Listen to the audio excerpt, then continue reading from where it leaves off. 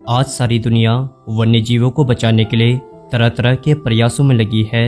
वहीं Indian government बाघ बचाओ जैसे प्रोजेक्ट पर अरबों रुपए खर्च कर रही है। लेकिन दोस्तों, क्या आप जानते हैं कि आखिर ऐसा क्या हुआ कि उत्तराखंड में भी ये वन्य जीव आज विलुप्त होने की कगार में हैं?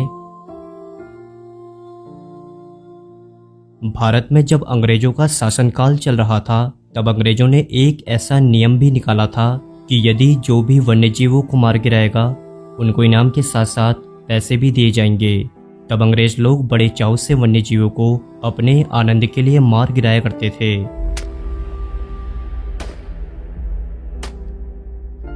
नैनीताल जिले की अगर हम बात करें तो एक बाघ को मारने का प्राइस 10 रुपये होता था, यानी आज के 10-15 हज़ार के बराबर। वहीं बाघ के बच्चे को मारने का 2 रुपया और भेड़िया, जंगली कुत्ता, हाइना, हिरन और सुअर का 8 आने से लेकर 5 रुपये तक का होता था। अंग्रेजों की इस क्रूरता का विवरण a guide to Nainital and tour किताब में मिलता है। यह किताब 1906 के समय में C.W. मर्फी के द्वारा छापी गई थी।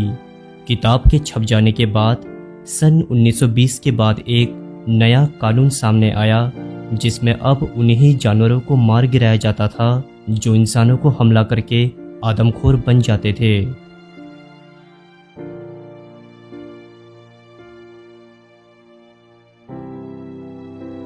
तब इनको मार गिराने की इनामी राशि उस जमाने में 100 रुपये के बराबर दी जाती थी।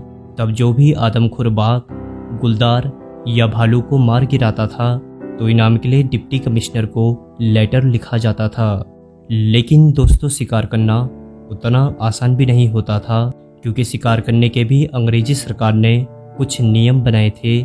जैसे बिना डिप्टी कमिश्नर के इजाज़त के बिना कोई भी फंदे या जाल नहीं बिछाएगा, बर्फबारी के दौरान कोई शिकार नहीं कर सकता और शिकार करने वाले के पास लाइसेंस का होना भी जरूरी था। वैसे देखा जाए तो ये नियम फालतू के थे, क्योंकि अंग्रेज लोगों ने वन्य जीवों को नष्ट करने की खुली छूट दी थी। ये नियम सिर्फ एक कागजी ढोंग थे।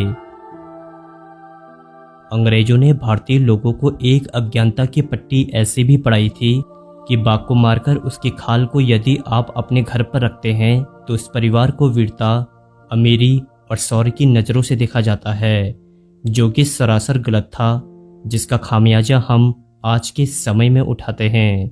वाइल्ड लाइफ प्रोटेक्शन एक्ट 1972 की वजह से आज ये वन्य जीव हमारे उत्तराखंड और संपूर्ण भारत में सुरक्षित हैं। वरना यदि अंग्रेज लोग यहाँ 1970 तक भी रहते तो न जाने कितने जानवर यहाँ से आज विलुप्त कर देते।